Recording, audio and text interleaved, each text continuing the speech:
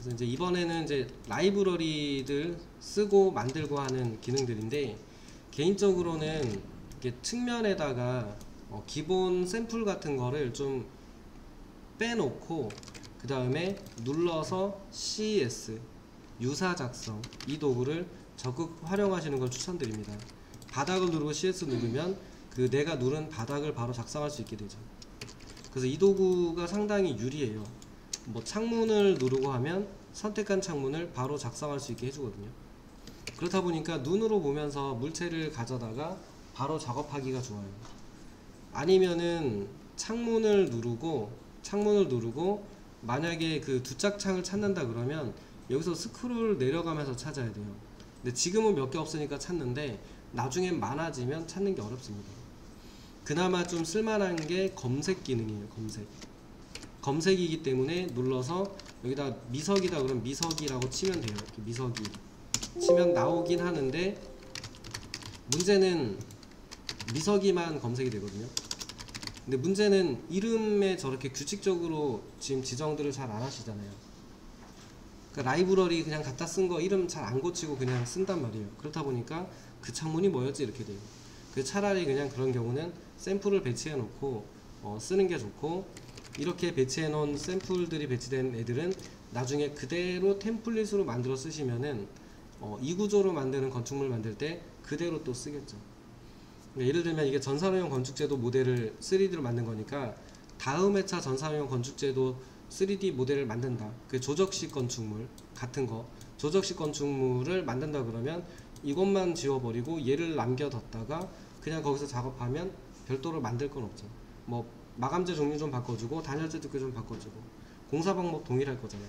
이름 다시 지정 안 하셔도 되고. 그래서 그런 경우에 쓰시면 좋습니다. 그래서 유사 항목 작성이라는 도구를 많이 쓰시는 걸 추천드리고요.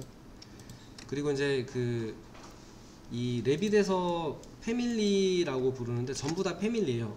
벽도 패밀리, 문도 패밀리, 창, 뭐 구성요소, 기둥 전부 다 패밀리라고 부르는데, 이 패밀리들이 시스템 패밀리하고 로드할 수 있는 패밀리 두 가지로 구분된다라고 설명드렸고, 이 시스템 패밀리 같은 경우는 사용 방법이 이미 결정이 돼 있어요.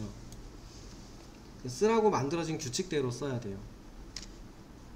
이 로드할 수 있는 패밀리는 사용자가 만들기 때문에 사용자가 만든 규칙을 파악하고 쓰셔야 돼요.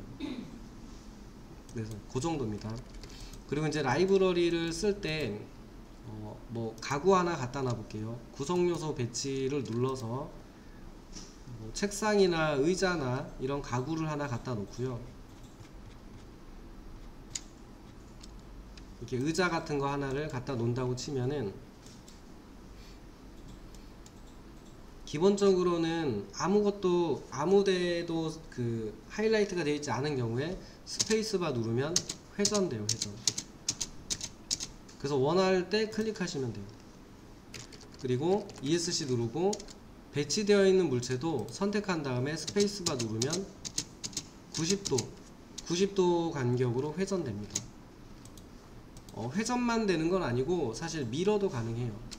패밀리에서 보면은 얘가 지금 어떤 원리냐면, 패밀리를 만들 때 보면은 이쪽에 패밀리 만드는 환경에 들어왔는데, 패밀리를 만들 때 보면은 컨트롤이라고 하는 게 있어요. 눌러보면은 여기에 회전, 위아래로 뒤집는 거, 왼쪽 오른쪽으로 뒤집는 거, 이 기능이 있어요. 그래서 얘네를 여기다가 위아래로 뒤집을 수 있고 오른쪽 왼쪽으로 뒤집을 수 있다라고 여기다가 프로그램의 기능을 넣어주면 스페이스바 한번 누르면 요거 때문에 위로 뒤집히고 아래로 뒤집히고 미러 비슷하게 미러가 되는 거고, 얘를 해놨기 때문에 왼쪽과 오른쪽이 뒤집히는 기능이 작동돼요. 그래서 얘네가 들어있기 때문에 쟤네를 안 넣어도 기본적으로는 90도로 회전됩니다. 90도 회전은 가능한데 이제 뒤집기 기능까지 넣어 놓으면은 이제 미러 기능도 사실은 안 써도 그냥 쓸 수 있어요. 대표적인 예가 문이었죠. 이 문 같은 경우는 만드신 분이 넣었겠죠. 그 정도는 기본적으로 넣었을 건데, 보통은 이렇게 미러가 돼야 문 같은 경우는 회전도 회전이지만 왼쪽 오른쪽이 뒤집혀야 되는 경우가 있단 말이에요.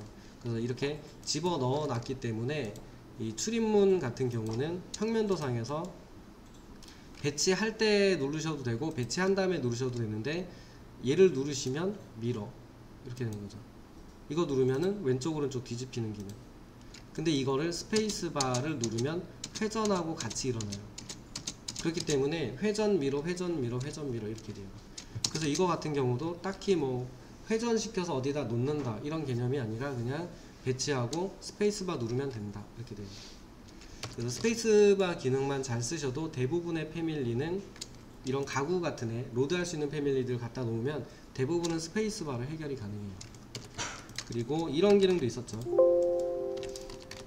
만약에 경사진 벽에는 어떡하냐 이렇게 물어보시는 분도 계시는데, 경사가 져 있든 어쨌든 선에 갖다 대고 스페이스바 누르면 그 기준에, 하이라이트 된 기준에